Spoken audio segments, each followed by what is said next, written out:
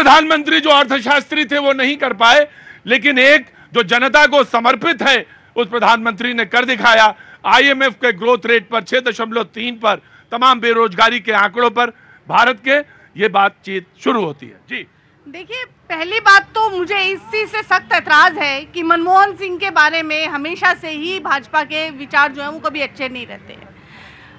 Doctor Manmohan Singh वो व्यक्ति थे, उन्होंने भारत को उस समय उससे निकाला था जब भारत जो है बिल्कुल गर्त में जो अर्थव्यवस्था जा चुकी थी, उसको निकाल के अर्थव्यवस्था को बिल्कुल टॉप पर लेके गए और भारत को जो है अग्रणी देशों में खड़ा किया ले जाके।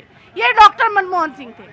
दूसरा ये था, चुपचाप खड़े रहना, अभी आ रहे हैं, ऑटो खड़ा करके आओ, आ रहे। जीडीपी ग्रोथ की बात जो है, जो हाईएस्ट जीडीपी जो रही है भारत की, वो रही है 10.3, जो कि 2011, 2010 और 2011 की है, जो ये पुराने मेथड में है, ये भाजपा का मेथड नहीं है, वो जो कि भाजपा आज तक पहुंची नहीं है, ना ही वो पहुंच पाएगी। उसके बाद ये बात करते हैं आंकड़ों की, आंकड़ों में तो खैर भाजपा मास्टर है। ये बताएं कि जब जीडीपी इतनी ज्यादा है तो उसी देश में 80 करोड़ लोगों को अनाज क्यों देना पड़ता है? और एनएसएसओ का डाटा क्या कहता है? एनएसएसओ का डाटा कहता है कि भारत में इस समय 45 साल में सबसे ऐतिहासिक बेरोजगारी जो है वो लेकर आई है भाजपा। आज तक इतनी बेरोजगारी हुई नहीं कभी। मैं रुको, मैं बिल्कुल मैं दे देता हूँ पूरी बात। मैं एक बात करिए, इसमें करेंगे अगर महिला सुरक्षा का, बेटियों का जो बजट है ना, उसमें जो सरकार है उन्होंने केवल 80% जो है एडवर्टाइजमेंट पे खर्च कर दिया है। ठीक, रुको, चुपचाप खड़े रहो, मैं भी आ रहा हूँ। हाँ, मुझे मालूम है, रुको, हल्ला ना मचाओ, नहीं तो दोनों कान उखाड़ के एक ही तरफ लगा देंगे। एनएसएसओ का जिक्र किया तो मेरे पास आंकड़े रखे हैं। नेशनल सैंपल सर्वे ऑफिस का जो आंकड़ा है वो कहता है, मेरे पास भी आंकड़े, वही आंकड़े रख देता हूं। जुलाई 2022 से जून 2023 के बीच बेरोजगारी दर 3.2 रही। 2021 और 22 में बेरोजगारी दर 4.1 थी। 2020 और 21 में बेरोजगारी दर 4.2 थी। 19 और 20 में 4.8 थी। 17-18 में बेरोजगारी दर 6% थी। ये आंकड़े हैं। मैं इसके बीच में बातचीत को सिलसिला रखता हूं। जी चलो प्रतीक भैया, आपने अभी शो शुरू होने से पहले कहा कि सबको अपना मोबाइल हाथ में संभाल के रखना।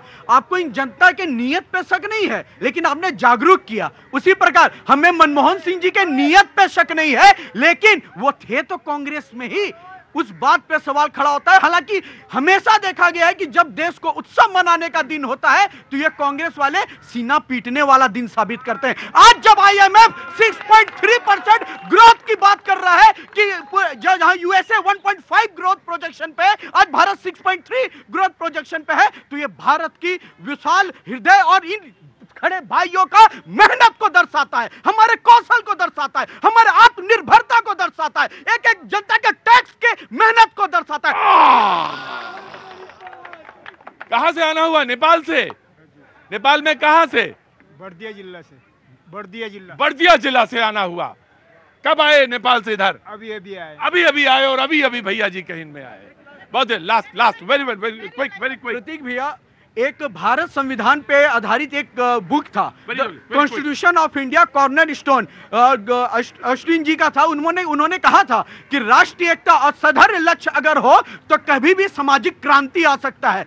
इसी प्रकार नरेंद्र मोदी जी ने एक एक जन भावना जगाकर कि ये देश विश्व गुरु भी बन सकता है, इकोनॉमिक पे 3 ट्रिलियन इकोनॉमिक भी पहुंच सकता है, और हम ये साबित कर देंगे कि ये भारत में क्षमता है। वेरी क्विक प्रतीक जी, एक योजना आई थी मनरेगा, जो कांग्रेस लेकर आई थी, जिसको भाजपा जो बोलती थी कि गड्ढों की स्कीम है, वही गड्ढों की स्कीम में जुलाई, अगस्त, सितंबर में कितने लोगों ने रोजगार मांगा है? मैं आपको एक आंकड़ा दूं कि लमसम 25 मिलियन लोग हर महीने उसमें रोजगार मांग रहे हैं। अगर जीडीपी ग्रोथ इतनी बढ़ रही है तो वो क्या है आंकड़ा? फिर वो भी तो सरकारी मनरेगा में इनरोलमेंट, मनरेगा में तमाम सारी खामियां, मनरेगा की की जो नीति, जो बनाई गई पॉलिसी, उससे मिलने वाले काम को लेकर गांव में प्रगति, ये तमाम सारे बिंदु हैं। लेकिन बाद के समय में मनरेगा को लेकर गवर्नमेंट की रिपोर्ट, सोशल रिफॉर्म्स में बहुत सारी बातों में, सोशल स्टेटस पे रिपोर्ट, वो एक इश्यू है। मैं आ रहा हूं जी जनाब, वेरी क्विक जब आराम से, नहीं आराम से बेटा, आराम से, नहीं आराम से खड़े रहो, आप भी खड़े। अरे भाई साहब इधर देखिए, उस बच्चे को छोड़िए जी, बोलो जल्दी। हमारी कांग्रेस की प्रवक्ता ने कहा मनरेगा आजादी के 70 साल बाद भी आपने इस देशवासियों को खड्डे खोदने के लिए मजबूर कर दिया, आपने वो रोजगार दिया। आज मोदी जी की सरकार में मेरे देश का एक नौजवान इंटरनेट से काम कर रहा है, इंटरनेट से पढ़ाई कर रहा है, इंटरनेट से जो है बिजनेस व्यापार कर रहा है, और आपने क्या किया? खड्डे खोदने के लिए मेरे देश को मजबूर कर दिया। ये वही तर्क है जैसे कांग्रेस की प्रवक्ता ने एक तर्क दिया कि 80 करोड़ लोगों को, एक मिनट, 80 करोड़ लोगों को अनाज क्यों दिया जा रहा है? या बिल्कुल, अरे तो क्या सारे लोग चंद्रयान बनाएंगे? पूरी बात नहीं, अरे नहीं सर, हाँ। अगर शिक्षा ऐसा ही विकास किया होता जैसे आज मोदी जी ने किया है, तो आज मेरे देश के उन गरीब मजदूरों को, उन गरीब बेघरों को खड्डा नहीं खोदना पड़ता, आज वो कहीं आसमान छूते रहते। गांव में श्रम मिले, गांव में काम मिले, गांव के नजदीक काम मिले, ये योजना थी सरकार की। और ये योजना पलायन को लेकर बहुत सारी सारगर्भित बातें कहती है, इसमें कहीं दो राय नहीं जी। अभी कह रहे थे मेरे भाई के गड्ढा खोदने की स्कीम अभी खोल दी, फिर इस गड्ढा खोदने की स्कीम का बजट क्यों बढ़ा दिया भाई? आपने तो बजट बढ़ाया, इसका मतलब ये स्कीम कारगर है और इस देश के गरीबी को उबार सकती है। आज 2 दिन से उल्टा पड़ रहा है तुम्हारे ऊपर जी। एक मिनट मैं आया।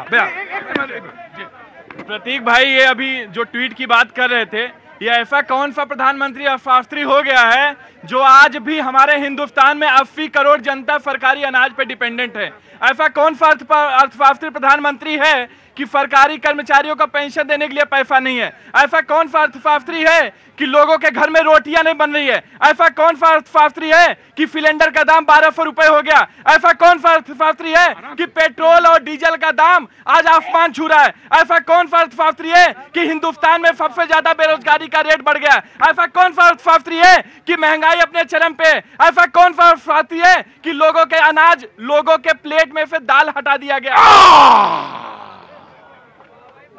महंगाई की, बेरोजगारी की बारे में बात है। गांव में बेरोजगारी 2017-18 में 5.3 थी। 2022 और 23 में गांव में बेरोजगारी दर घटकर 2.4% रह गई। शहरों में बेरोजगारी दर 2017-18 में 7.7% थी।